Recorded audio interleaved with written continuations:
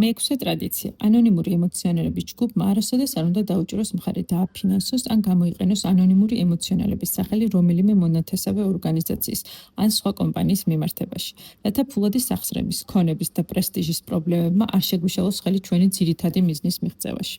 ძალზე მაცდურია ვიფიქროთ, რომ ანონიმური ემოციონალები შეძლებდა მეტ ადამიანს დახმარებოდა ემოციურ გამოჯამრთელებაში ან მნიშვნელოვნად გაეძლიერებინა საკუთარი ფინანსური მდგომარეობა კლინიკების გახსნის, თვითდახმარების წიგნების უზრუნველყოფის ან სხვა ფსიქიკური ჩამქრთელობის პროექტების განხორციელების გზით. თუმცა ანონიმური ალკოჰოლიკების ადრეული გამოცდილება ნათლად აჩვენებს, რომ მსგავსი საქმიანობა მხოლოდ გადაუხვევდა ანონიმური ემოციონალების უმთავრეს მიზანს. ანონიმური ალკოჰოლიკების წევრები ფიქრობდნენ, რომ საკუთარი ბიზნესის დაწყებით და სოციალური ცვლილებებისთვის მუშაობით კიდევ უფრო მეტი შეეძლოთ გაეკეთებინათ ალკოჰოლიზმისგან გამოსაჯამრთელებელი ადამიანების დასახმარებლად. მათ ჯგუფებში არეულობა დაიწყო.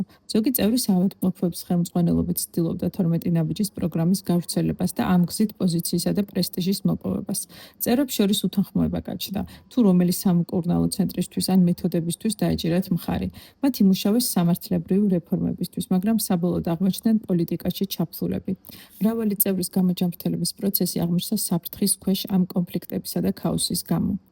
საბოლოოდ ანონიმური ალკოჰოლიკების თანამეგობრობა მიიღო გადაწყვეტილება, რომ მათთვის უმჯობესი იყო დარჩენილიყვნენ იმ საქმიანობის ფარგლებში, რასაც ყველაზე უკეთ აკეთებდნენ და ეს იყო 12 ნაბიჯის პროგრამის გაზიარება, ხოლო დანარჩენი სხვებისთვის დაეთმოთ. მათ გაცნობიერეს, რომ ანონიმური ალკოჰოლიკებისთვის უკეთესი იყო უარი ეთქვათ საერთო შემოსავლებზე, ქონებასა და პრესტიჟზე. მათი სიფხიზლის შენარჩუნება და სხვა ალკოჰოლიკების გამოჯამრთელების შესაძლებლობის შექმნა გაცილებით მნიშვნელოვანი იყო, ვიდრე ყველა ეს მატერიალური სიკეთე ერთად აღებული. რაც დაემართა ანონიმურ ალკოჰოლიკების ორგანიზაციას, იგივე შეიძლებოდა შემთხვევოდა ანონიმურ ემოციონალებს, თუ ჩაერთვებოდა გარე საქმიანობებში. ანონიმური ემოციონალების გზავნის არათვალსაჩინო წარმოჩენა და საზოგადოების თუ ახალი წევრებისთვის ერთობის მთავარი მიზნის დამაბნეველად მიწოდება წარმოქმნიდა რისკს და არავითარი შესაძლო სარგებელი გაამართლებდა მას. ეს დროს წართმევდა იმას, რისთვისაც ანონიმური ემოციონალები თავდაპირველად შეიქმნა.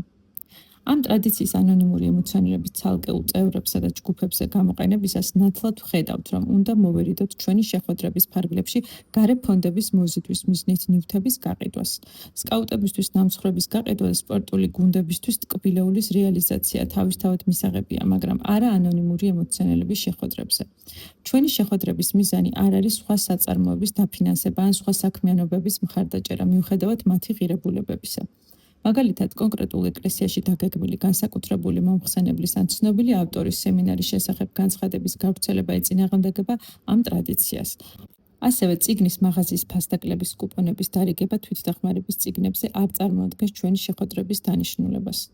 ჩვენს შეხვედრებზე ან სხვა ანონიმური ემოციონალების ღონისძიებებზე ლიტერატურისა და წიგნების გაყიდვა ან ჩვენება არ არის მიზანშეწონილი, გარდა იმ წიგნებისა, რომლებიც დამტკიცებულია ანონიმური ემოციონალების ორგანიზაციის მიერ. მსგავსი ქმედებები დააბნევდა წევრებს იმის შესახებ, თუ რას უჭერს მხარს ანონიმური ემოციონალები მთლიანობაში და შედეგად ზოგიერთი ადამიანი დააშოროს ჩვენს გამოჯამრთელების პროგრამას. ეს ტრადიცია იცავს ანონიმური ემოციონალების რეპუტაციას და მის თავისუფლებას გარე ჩარევისგან. თუ ერთობის სახელი გამოყენებული იქნება თუნდაც ერთი გარე მიზნისთვის, მიუხედავად იმისა, რამდენად კარგი განზრახვაც უნდა იყოს ეს, შესაძლოა ჩვენი ნებართვის გარეშე ის ასევე გამოიყენონ მრავალ სხვა მიზანზე. ასეთ შემთხვევაში ჩვენი მიზანი შეიძლება არასწორად შეფასებული იყოს და ანონიმური ემოციონალების დისკრედიტაცია მომხდარიყო. თანამეგობრობა უბრალოდ თავიდან იცილებს ამ პოტენციურ ინტერესთა კონფლიქტს ჩვენი პროგრამის გარეთ არსებულ ნებისმიერ საქმიანობაში ჩართვის თავიდან აცილებით. როდესაც არ ვუჭერთ მხარს რომელივე ავტორს, ფსიქიატრიულ მიდგომას, მედიკამენტს, სამედიცინო დაწესებულებას ან ექიმს, უკეთ შეგვიძლია დავიცვათ ჩვენი ერთადერთი მიზანი და შევინარჩუნოთ ძლიერი და ნათელი იმედის გზავნილი. ანონიმური ემოციონალები არავისთან და არაფერთან არის დაკავშირებული, თუმცა ჩვენ თავისუფლად ვთანამშრომლობთ ყველასთან, ვინც დაინტერესებულია ჩვენი პროგრამით.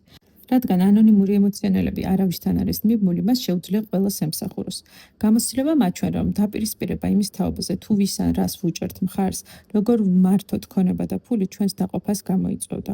მეექვსე ტრადიცია იცავს ჩვენს ერთობას, საშუალებას აძლევს ანონიმურ ემოციონალებს თავიდან აიცლოს მრავალი პრობლემა და საშუალებას გვაძლევს მთლიანად ჩვენს მთავარ მიზანზე ვფოკუსირდეთ. მეექვსე ტრადიცია, კითხვები, რომლებიც შეიძლება დავუსვა საკუთარ თავს. პირველი, შეხვედრებზე ვაზიარებ სიახლებს გამოჯანმრთელების თემაზე სტატიებიდან, თვითდახმარების წიგნებიდან ან ციტატებს რელიგიური წიგნებიდან. თუ ჩართული ვარ, რომ ჩვენი შეხვედრები ანონიმური ემოციონალების გამოჯანმრთელების პროგრამაზე დარჩეს ფოკუსირებული. მეორე, შეხვედრებზე განვიხილავ მედიკამენტების, თერაპევტების, კლინიკების და ასე შემდეგ დადებით და უარყოფით მხარეებს, რის შესახებაც გამოცდილება მქონია და ხალხს უქმნის თავერძილებას, რომ ზოგიერთი მათგანი რეკომენდირებული ანონიმური ემოციონალების მიერ. მესამე, ვიჩენ ინიციატივას, რომ ჩვენი ჯგუფების შემოწირულობების ნაწილი გადაეცეს ფსიქიკური ჯანმრთელობის ასოციაციებს, სასურსათო ფონდს, სამაშველო მისიებს და ასე შემდეგ.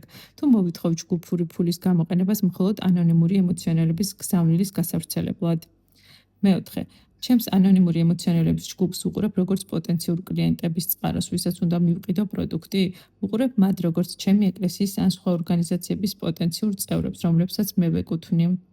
მეხუთე, ჩემი ქმედებები ხომ არ ქმნის თავერძილებას, რომ ანონიმური ემოციონალების მიზანი არის ემოციური ჯანმრთელობის ნებისმიერი გზით პოპულარიზაცია, თუ ფოკუსირებული ვრჩები ჩვენს მთავარ მიზანზე, რომელიც არის გამოჯანმრთელების 12 ნაბიჯის პროგრამის გაზიარება.